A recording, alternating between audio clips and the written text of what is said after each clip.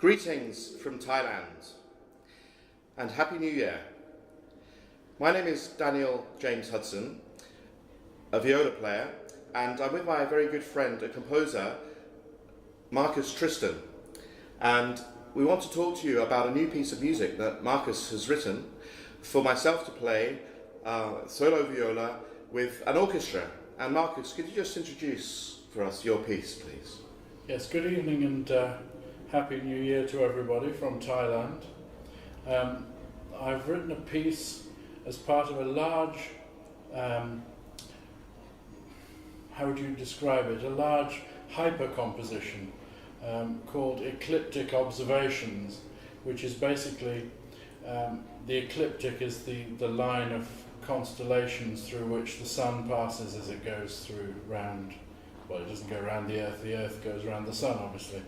But there are 14 constellations on the ecliptic, and for this piece I've chosen 9 nebulae, star clusters.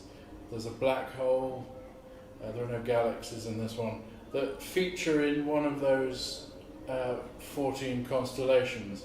Now you may wonder why there are only 9, because I didn't finish it yet. Basically, there are going to be 5 more in the future, but this is the finished piece at the moment. And it starts in Taurus, which is the bull, and it ends in Cetus, which is the whale or the sea monster. And this is a constellation through which the sun passes for only a few hours every year, but still it's on the ecliptic. Okay, thank you very much. Very recently I recorded the solo viola part independently on my own, and we've combined it with the orchestral soundtrack. And the next stage that we thought would be very interesting to develop was a fusion of music and images.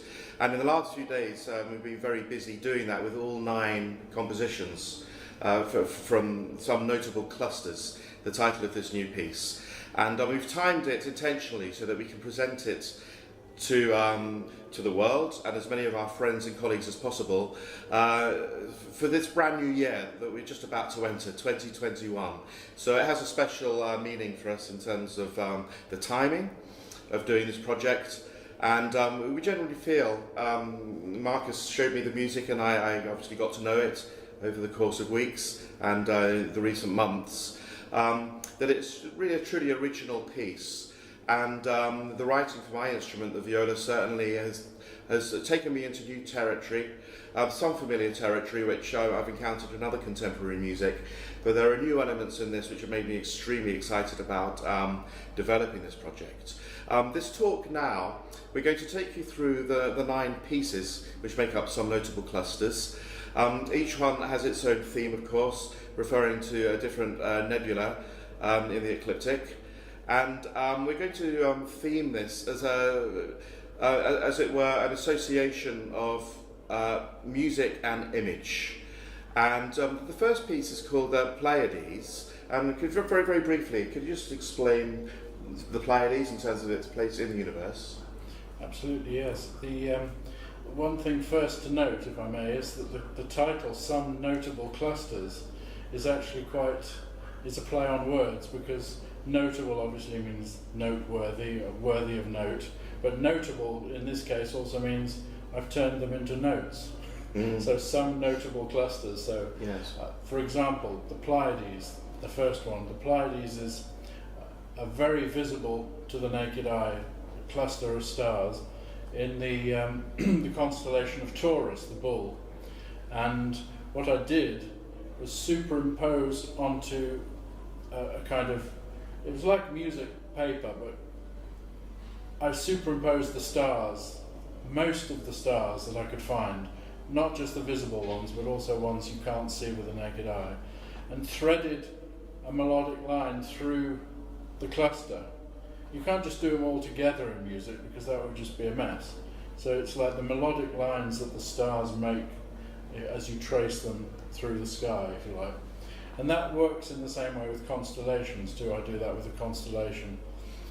It's not a 100% original idea, because back in 1992, I think it was, I worked on a performance of Sternklang by Karl-Heinz Stockhausen and was lucky enough to work briefly with him on it. He came to the performance to organise it. And he did the same thing, putting the picture of the stars onto music lines and making a melody.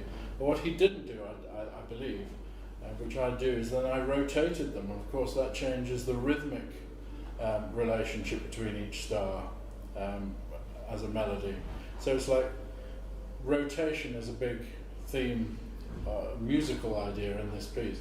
But the Seven Sisters were seven kind of muses of legend, Greek legend. I can't remember all of them. Alcyone, Atlas. There are 7 of them, but you can only see 6 of the stars with your naked eye. And it's in the second constellation of the. It's now the third constellation as the sun passes around the ecliptic. It starts with Aquarius now. It used to be Aries, then Aries, and then Taurus. Right, okay, thank you very much. Thanks for the enhanced description of, for example, how the pitch selection is done in a process such as this. I knew a little bit about that before, but actually just hearing you describe that again, I've got a little bit more insights. And as we all know as performers, working with composers who we either know, or more often, to be honest, don't know, because I'm very fortunate in this case to be collaborating directly with Marcus, the composer of this piece. It's a well-known fact that we learn the notes. We don't always have a full appreciation of how they are put together. Modern composers of any distinction, by definition, have their own ways of working, their own methods. And so there's no one textbook where, for example, serialism, and most musicians know the mechanics of that. That might be one approach, but certainly we're aware that there are any number of approaches and that's certainly shed some light on that for me. Yes, the Seven Sisters was the image in the video which we developed. And after we've talked through all 9 of these, by the way, we're going to be presenting the 9 videos in order, which last approximately 45 minutes, maybe a little bit longer. And the one image we didn't use in this first piece was Taurus, which is associated with the bull, which is something we could have done. But when we're working in this sort of format, very often one association and one image does the trick and conveys, not always, but often. Well, we came up with this phrase, which I think is quite a useful way for people who have no into the music yet, to describe how the works, not just musically, but the video production, is the aesthetics of association. It's a good phrase. I think you came up with that phrase. And it means that we could have made all 9 videos in a completely different way, in a different setting. For example, you didn't mention this, but you remarked on it earlier, we could even have had the Seven Sisters tube line sign from the London. From the Piccadilly line in London, right. Another association. Yes. So what I've always attempted to do with videos with my music is to give people who don't really get necessarily what the music is about immediately, or even over a long period, an into it by using images which maybe help them to associate ideas. Yes. So the aesthetics of association, I think, is a very good phrase that you came up for this. Yes, absolutely. I mean, we truly felt that applies to this whole project. Yeah. And the videos, I think it applies to them all, so it's worth mentioning, as we were talking about the first one, are in a sense vignettes of a sort. They last between 3 and 5 minutes each. So they're not miniatures as such, but certainly I think we regard them as vignettes, and almost something which could be presented as installation art, as well as being performed live. We certainly plan to perform this piece as a live show in the not too distant future, but they would work, having done them as videos, as I say, pieces which could be run in museums or spaces of various kinds where they could be observed as mini films. They don't tell stories as such, but because of the aesthetics of association and any number of things that an image can trigger in somebody's memory, I think they'd work extremely well with respect in that respect. Can I make another point on that? Yeah. Because you talked about vignettes, and they really are vignettes, because if a complete live performance would actually be quite considerably longer than what we've made, because the way the piece is constructed is that each bar, inverted commas, is one page of music. And over that page, each member of the orchestral ensemble and the soloist work their way through that page, rather like those going through the stars of the Pleiades, to the end. And when they've got to the end, they wait until the next bar. It's like another breath. It's like a series of breaths. So a live performance will be much less tight than the performances we've made for these videos. Right. Like. Yes. And each performance will be subtly different, although recognisable.